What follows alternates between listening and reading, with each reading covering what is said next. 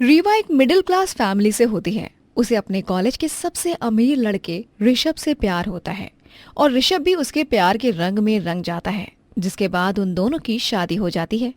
शादी के बाद रीवा की सास महिमा उससे कहती है, रीवा, वो सारे नौकर चाकर आज छुट्टी पर हैं, इसीलिए जो सामान लाना है वो हम दोनों को ही लाना होगा। तुम एक काम करो, जल्दी से रेडी हो जाओ, हम दोनों मॉल जाएंगे आज। ओफो मम्मी जी, बाहर इतनी गर्मी हो रही है, ऐसा लग रहा है जैसे हम किसी ओवन में बेक हो रहे हैं। हम बाहर नहीं जाएंगे मम्मी जी, बाहर बहुत ज़्यादा गर्मी है। हाँ, हम घर बैठे ही सारा सामान मंगवाएंगे। क्या? हाँ मम्मी जी, हम 2024 में जी रहे हैं। आजकल सब कुछ ऑनलाइन हो चुका है, इसीलिए बाहर जाकर खुद को उबालने की कोई ज़रूरत नहीं है।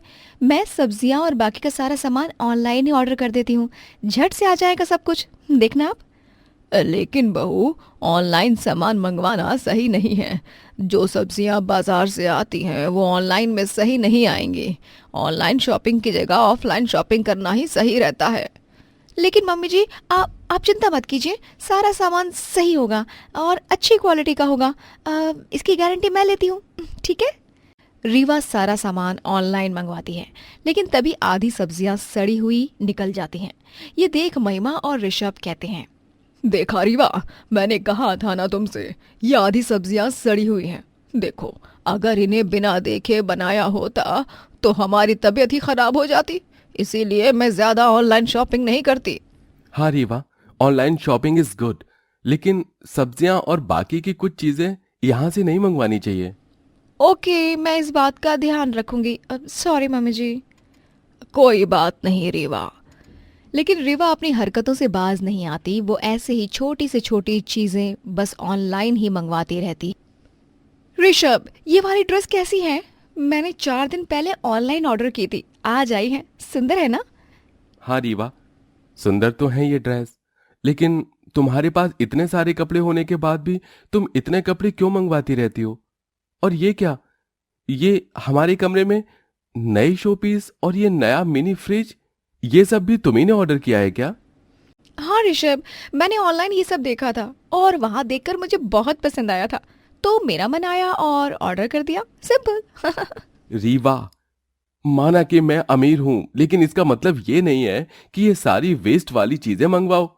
तुम्हें पैसे की सही तरीके से सोच समझ के खर्च करना चाहिए।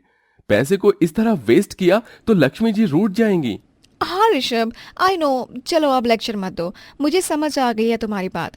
नहीं करूंगी अब से फालतू की ऑनलाइन शॉपिंग, बस। ठीक है।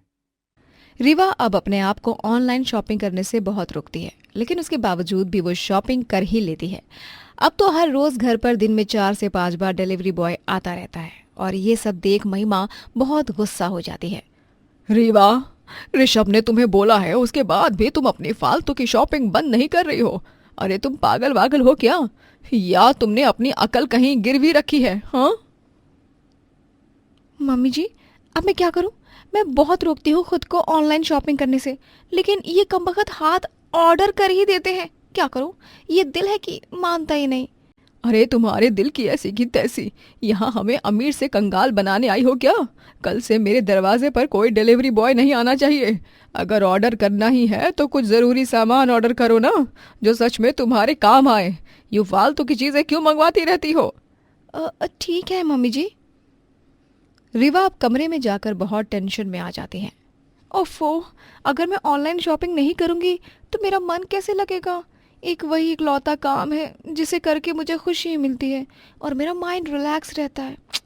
आइडिया, मम्मी जी ने कहा है कि घर के दरवाजे पर कोई ऑर्डर नहीं आना चाहिए, लेकिन किसी और जगह तो ऑर्डर आ ही सकता है ना। मेरी बेस्ट फ्रेंड ईशानी कब काम आएगी मेरे। अब से मैं जो कुछ भी ऑर्डर करूंगी वो सब ईशानी के घर पर आएगा। मैं डिलीवरी एड्रेस पर उसके घर का एड्रेस ही दे देती हूँ। वाह, आहा, प्राण जाए पर ऑनलाइन शॉपिंग ना जाए। रीवा अब जो कुछ भी ऑर्डर करती है वो सब ईशानी के घर पर आता है। घर बैठे बैठे उसका वजन बहुत बढ़ जाता है और जब वो अपनी सहेलियों से मिलती है तभी क्या यार रीवा, तो शादी के बाद एकदम गोलगप्पे की तरह बन गई है।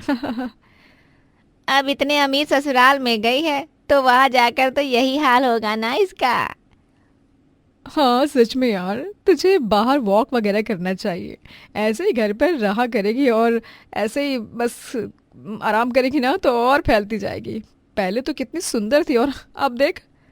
रीवा सबकी बात सुनकर बहुत दुखी होती है और घर जाकर वो एक कोने में बैठकर रोती है। तभी महिमा उसके पास आती है। रीवा, क्या हुआ है? तुम रो क्यों रही हो? मम्मी जी वो। रीवा महिमा को सब कुछ बताती है। रीवा, तुम्हें मैंने पहले ही कह दिया है बाहर जाया करो, लेकिन तुम्हें बस दिन भर अपने कमरे में बैठने की आदत है। बैठे बैठे बस ऑनलाइन शॉपिंग करने दो तुम्हें, हाँ, और कुछ नहीं। रीवा, अपनी लाइफ को सुधारो। ईश्वर ने तुम्हें इतना अच्छा लाइफ दिया, उसे अपने ही हाथों से खराब मत करो। हाँ मम्मी जी। पर हमेशा की तरह रीवा बस अपनी ही करती है और सबकी बातें एक कान से सुनकर दूसरे कान से बाहर निकालती है। एक दिन ऋषभ जब अपना बैंक बैलेंस चेक करता है तब वो उसमें देखता है कि उसके लाखों रुपए खर्च हो चुके हैं। रीवा, पिछले कुछ दिनों से तुमने हद ही मचा रखी है यार। अरे लाखों लाखों रुपए की ऑनलाइन शॉपिंग क्यों करती है यार? तुम पागल हो गई हो क्या? ऋषभ, अब मैं एक अमीर घराने की बहू हूँ तो खुद को मेंटेन तो करना ही पड़ेगा ना। अब मैं सस्ते कपड़े, सस्ते गहने, सस्ते बैग ये सब थोड़ी ना खरीद सकती हूँ। मुझे सब कुछ क्लासी और एक्सपेंसिव ही खरीदना पसंद है अब ऋषभ। रीवा, तुम्हारा ना सच में दिमाग खराब हो गया है। रीवा, मैं तुम्हें कह दे रहा हूं, अब से तुम अपनी इस ऑनलाइन शॉपिंग की बुरी आदत को कंट्रोल करो, वरना सच में तुम किसी दिन मुझे कंगाल करके ही रहोगी। रीवा ऋषभ की बात सुनकर थोड़ी सी घबरा जाती है और अब वो ऑनलाइन शॉपिंग करना थोड़ा कम कर देती है।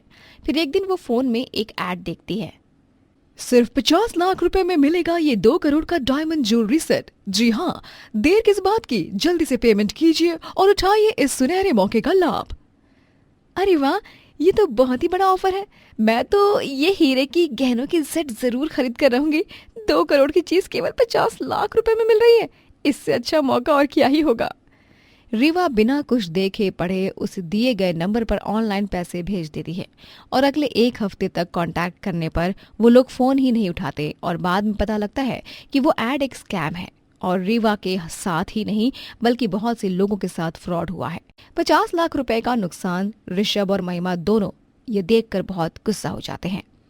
रीवा, देखा तुमने ऑनलाइन शॉपिंग करने का नतीजा? पूरे 50 लाख रुपए का नुकसान किया है तुमने। अरे कुछ लाज शर्म है भी नहीं तुम्हें, हाँ? रीवा, बहुत गुस्सा आ रहा है तुम पर मुझे। इतनी बड़ी लापरवाही कैसे कर दी तुमने? अरे टर्म्स एंड कंडीशन पढ़े बिना, उस कंपनी या नंबर को ठीक से देखे परखे बिना ऐसे कैसे तुम इतनी बड़ी अमाउंट पे कर सकती हो? मुझे माफ कर दीजिए मम्मी जी। ऋषभ, मुझसे बहुत बड़ी गलती हो गई। अब से मैं ऑनलाइन शॉपिंग अगर करूंगी तो ध्यान देकर, सावधानी से और वो भी लिमिट में। मुझे इस हादसे से बहुत बड़ा सबक मिल चुका है। उस दिन के बाद से रीवा बहुत कम और सीमित रूप से ऑनलाइन शॉपिंग करती है और अपनी सारी बुरी आदतें सुधार देती है और एक खुशहाल जिंदगी जीने लगती है। मुकुलपुर कहकर एक गांव में जानकी अपनी 8 साल की बेटी अन्वी के साथ रहा करती थी। जानकी के पति ने उसे बहुत सालों पहले ही छोड़ दिया था, जिसके बाद उसने अकेले ही अपनी बेटी को पाल पोसकर बड़ा किया था। जानकी एक दर्जी होती है और वो सिलाई बुनाई के काम के साथ साथ अपने घर के पास ही एक कोठी में झाड़ू पोंछा भी किया करती है। अरे ओ निकम्मी, ठीक से साफ कर, वरना मैं तेरा ही पत्ता साफ कर दूंगी, समझी? तो जी जी जी जी मालकिन। जानकी जहाँ काम करती थी वहाँ के मालिक और मालकिन दोनों ही काफी सख्त थे। उनको भी एक 8 साल की बेटी होती है जिसका नाम होता है रिया। रिया के माता पिता जानकी से खूब काम कराते थे और उसे तनख्वाह भी काफी कम मिलती थी।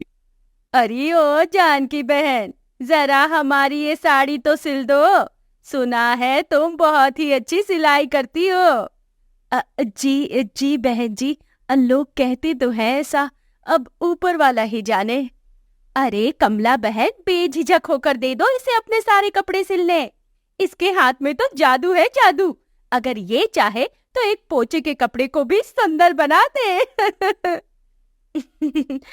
धन्यवाद बहन जी। गली की सभी औरतें जानकी के पास ही सिलाई का काम करवाने आती थी। जानकी सिलाई के काम से घर खर्च चलाया करती थी। वो दिन रात घड़ी के कांटे की तरह लगातार काम किया करती थी। माँ, आप दिन रात इतना सारा काम करती हो, आप ये सब करते करते थकते नहीं हो क्या? या फिर आपके पास कोई जादुई शक्ति है जिससे आप इतनी ताकतवर हो? बताओ ना माँ। अन्वी बेटा, मैं एक माँ हूँ और एक माँ चाहे जितनी भी थक जाए उसमें ताकत आ ही जाती है, और ये ताकत उसे भगवान जी देते हैं। सच्ची? हाँ बेटा, चलो अब जल्दी से ये दूध खत्म करो और सो जाओ, फिर कल सुबह जल्दी उठकर पाठशाला भी तो जाना है ना तुम्हें। हाँ माँ। जानकी अपनी बेटी अन्वी के साथ एक खुशहाल जीवन जी रही होती है। एक दिन जब मालिक और मालकिन की बेटी रिया का जन्मदिन होता है, तब वहां जानकी और अन्वी भी आ जाते हैं। जानकी रसोई में सारे काम निपटा रही होती है, वहीं अन्वी रसोई के एक कोने में बैठी होती है। अन्वी बेटा, मैं यहाँ गर्मा गर्म पूड़ियाँ तल रही हूँ। देखो यहाँ कोने में बैठकर तुम्हें कितने पसीने छूट रहे हैं। एक काम करो, तुम यहाँ से उठकर बाहर बर्थडे पार्टी में चली जाओ बेटा, वहाँ सबको देखकर तुम्हें अच्छा भी लगेगा। जाओ। ठीक है माँ। अन्वी उठकर बाहर पार्टी में चली जाती है। तभी रिया और उसके अमीर दोस्त अन्वी को देखकर हंसने लगते हैं। अरे अन्वी, ये फटे हुए कपड़े वाली लड़की कौन है जो तेरे घर आई है? कितनी फनी लग रही है यार ये।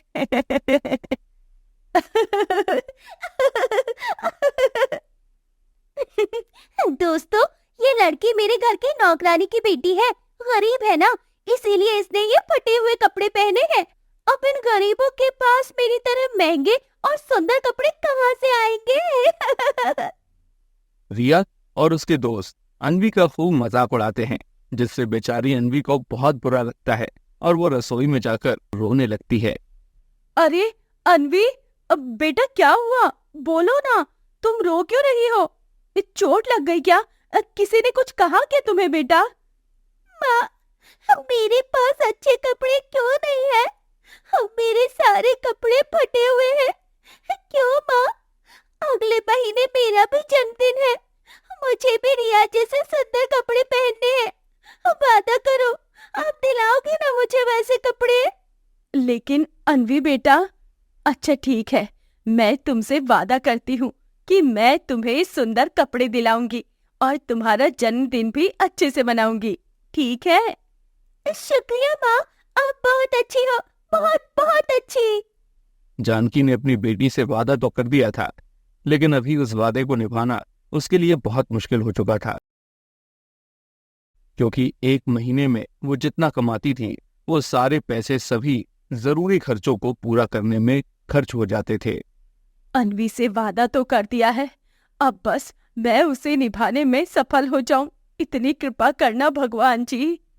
अगले महीने जब अन्वी का जन्मदिन आता है, तब जानकी के पास इतने पैसे जुट नहीं पाते हैं। जिसका डर था वही हुआ। मेरे पास जितने भी पैसे थे सब खत्म हो गए। मैं क्या करती? जो पैसे अन्वी के जन्मदिन के लिए बचा कर रखे थे वो उसकी पाठशाला की फीस भरने में चले गए। अगर फीस नहीं भरती तो उसे पाठशाला से बाहर कर दिया जाता। अब मैं क्या करूं? माँ, आज मेरा जन्मदिन है, आपने मेरे लिए नए कपड़े नहीं लाए? नहीं बेटा, मुझे माफ कर दो, मैं तुम्हारे लिए नए कपड़े नहीं ला पाई। मेरे पास उतने पैसे ही नहीं बच पाए। क्या? इसका मतलब अब मैं नए कपड़े नहीं पहन पाऊंगी? लेकिन आपने तो मुझसे वादा किया था ना माँ। आपने ये अच्छा नहीं किया माँ, जाओ, मुझे आपसे बात ही नहीं करनी। लेकिन अन्वी बेटा, मेरी बात तो सुनो। अन्वी। अन्वी जानकी से रूठ जाती है। जानकी बहुत परेशान हो जाती है। नहीं, मैं अपनी बेटी को उसके जन्मदिन के दिन रोने नहीं दूंगी। मैं उसके लिए नए कपड़े खरीद नहीं सकती तो क्या, लेकिन नए कपड़े तो बना सकती हूँ। जानकी के पास कोई कपड़ा नहीं था, इसके लिए वो जंगल जाकर घास फूस इकट्ठा करके उसका एक खूबसूरत सा ड्रेस बनाती है, जिसे देखकर अन्वी बहुत खुश हो जाती है। अरे वाह, ये तो बहुत ही सुंदर ड्रेस है, ये आपने बनाया? हाँ अन्वी बेटा, ये ड्रेस मैंने ही बनाई है तुम्हारे लिए। जन्मदिन मुबारक हो अन्वी, मेरी लाडली प्यारी सी बिटिया रानी को। आपका बहुत बहुत धन्यवाद माँ। अनवी वो घास फूस से बना ड्रेस पहनती है और उसे उस ड्रेस में देख आस पड़ोस के सभी लोग उसकी खूब तारीफ करते हैं। अरे वाह अनवी बिटिया, तुम्हारी ये ड्रेस तो बहुत ही प्यारी है। यकीन ही नहीं हो रहा ये घास से बना ड्रेस भी इतना सुंदर हो सकता है। सच में जानकी, तुम तो बहुत ही बढ़िया कलाकार हो। तभी गांव में आई एक पर्यटक अनवी को देख उसका वीडियो शूट करती है और उससे कहती है, जानकी दीदी, अगले हफ्ते शहर में एक फैशन शो होने जा रहा है। आपकी बेटी का ये घास का ड्रेस बहुत ही खूबसूरत है और साथ ही यूनिक भी। आप अपनी बेटी को उस फैशन शो में भाग लेने दीजिए। जीतने वाले को पूरे 5 लाख का इनाम मिलेगा। क्या? हाँ जानकी दीदी। माँ, मुझे उस फैशन शो में हिस्सा लेना है। मैं आपका बनाया हुआ घास का ड्रेस पहनकर जाऊंगी और देखना, मैं जाकर आपका नाम भी रोशन करूंगी। ठीक है अनवी बेटा, तुम उस फैशन शो में जरूर हिस्सा ले सकती हो। धन्यवाद माँ। मैं इस गांव में अभी और 5-6 दिन तक हूँ। फिर निकलते वक्त आप दोनों मेरे साथ ही चलना, ठीक है? ठीक है, धन्यवाद। उस पर्यटक की बात मान जानकी अनवी को फैशन शो में भेजने के लिए तैयार हो जाती है। वो उसके लिए एक नया सुंदर सा घास फूस और फूल पत्तियों वाला ड्रेस बनाती है, जिसे पहनकर अनवी फैशन शो में जाती है और उसके इस अनोखे ड्रेस को देखकर जजेस इम्प्रेस हो जाते हैं। अनवी उस फैशन शो को जीत जाती है और उसे एक सुनहरी ट्रॉफी और 5 लाख रुपए का इनाम भी मिलता है, जिससे वो और उसकी माँ खूब अमीर हो जाते हैं और एक बड़े घर में रहने लगते हैं। घास के ड्रेस से मशहूर होकर जानकी को अब घास के फैशनेबल ड्रेस बनाने के कई सारे ऑर्डर्स भी मिलते हैं और इस तरह वो दोनों माँ बेटी जीवन में आगे बढ़कर खूब तरक्की करते हैं।